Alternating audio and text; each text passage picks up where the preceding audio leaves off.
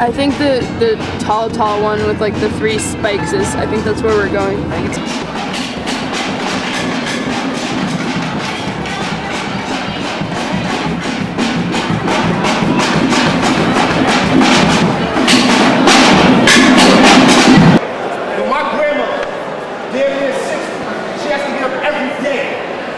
Crack of dawn after working for 40 years to work at BJ's so that I can go to school.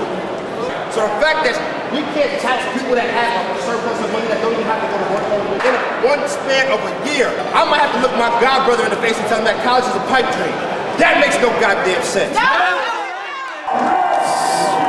People who are on disability, students, people at HIV and AIDS, people who are homeless and disabled are having service cuts to the bone that doesn't allow them an equal chance to live in New York. Everybody should be educated, but they don't want us to be educated. They're trying to take it away from us. That makes no sense. Yeah, you're right. And the grand scheme of things, when it's all said and done, if all these people in here are not educated, then we cannot fight. The fact that we stand here today means that we're educated. We're standing for something. So we cannot fall for anything, and we refuse to sit down.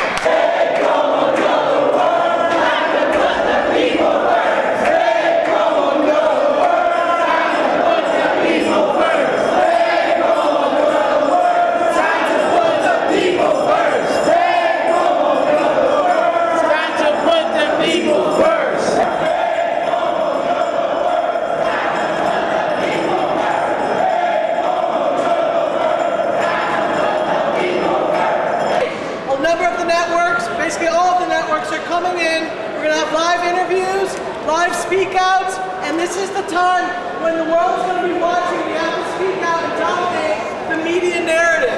Up until this point, the media narrative has been that Governor Cuomo is an efficient manager because he can get an on-time budget.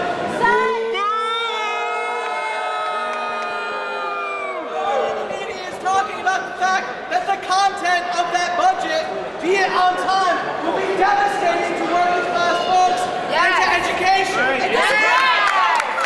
He's a teabagger. Schools out there have been closed and more are going to be closed. You're going to tell me it doesn't affect us? He's going to try to sell us that boot that it doesn't affect us? If 40% of the schools are already being closed, what's going to happen now? Coming up from 5 to 7 and moving on will be our time to change that media narrative and to have our voices heard. Woo! Y'all taking away the Advantage program. People are back in the street. You're building these new buildings. We have over 11,000 vacancies in all 5 boroughs. Instead of building these new buildings, let's get them cleaned up, let's open them up, and get the homeless off the street and out to shelter. Yes. Taking advantage. You give people a chair, and then you're taking it the hell away from them. I'm homeless, and I'm crippled, goddammit, but I'm ready to open up buildings and take and do what I have to do for me and all those that need my help. Public education is getting cut $1.5 billion under this plan. They've been able to negotiate. They've been able to bring back $375 million.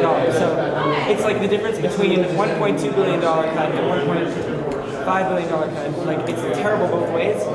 But it's like we have to make a decision. So there are some people that have been talking about, what do we do? Do we occupy and try to actually physically prevent the assembly from like making a vote? Or do we like go with the original plan, which is to try to shift the media narrative around the issue? So one of our options right now are to go in there and try to break through those doors. They may let us out. They may let us in those doors. They'll eventually ask us to leave if we're too loud. And then we'll have to decide whether or not we want to get arrested.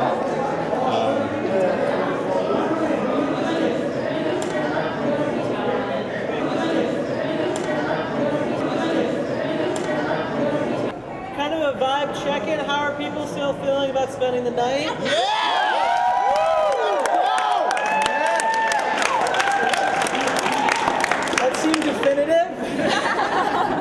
I just spoke with Mike Kink, who is heading the negotiation team, that's been dealing with Capitol security.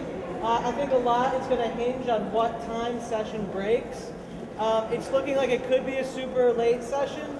If session goes until 2 or 3 in the morning, we're allowed to be in the Capitol until 1 hour after session ends. So if it's 4 or 5 in the morning, the Capitol reopens at 6 or 7. It'd be pretty ridiculous to try to like kick 500 people out of the Capitol when they can just come back an hour later. But you know you're out. You know he's done. Yeah. He's got the worst reputation in the country as a governor. And as far as I was concerned, he should have never been elected. When he was elected, I'm saying. No, I didn't vote for him. I didn't vote for him because I didn't like his track record as Attorney General. I see. And if he wasn't good as Attorney General, how do you think he's going to lead the state? Right. That's your right. That's why you vote for an elected official, is to be able to come and speak to your elected official about whatever issue you want to talk to them about. That's why you vote to put your elected official in office.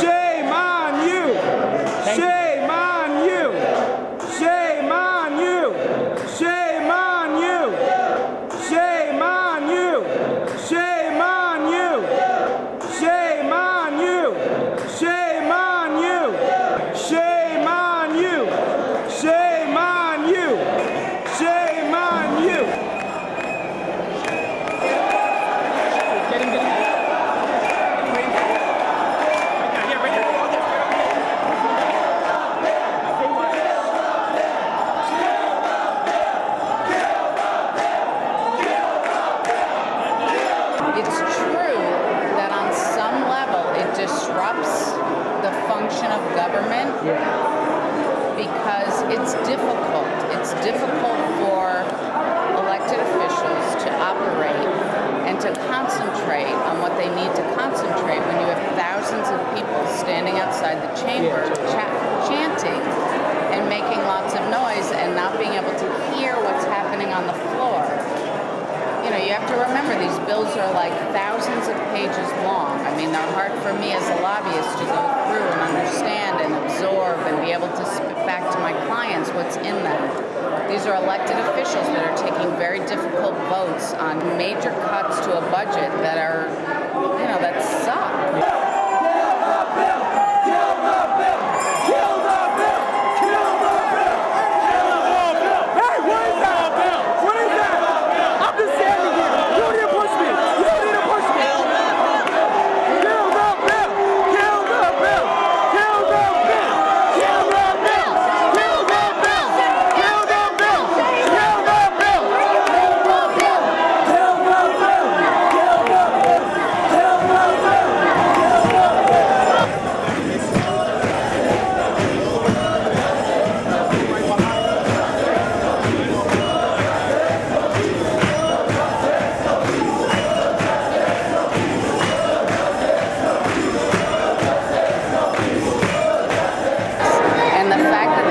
taken a public building that's funded by taxpayer dollars and said, nah, no, we're not going to let you into certain parts of these buildings that give you access to your elected officials isn't really the right thing to do.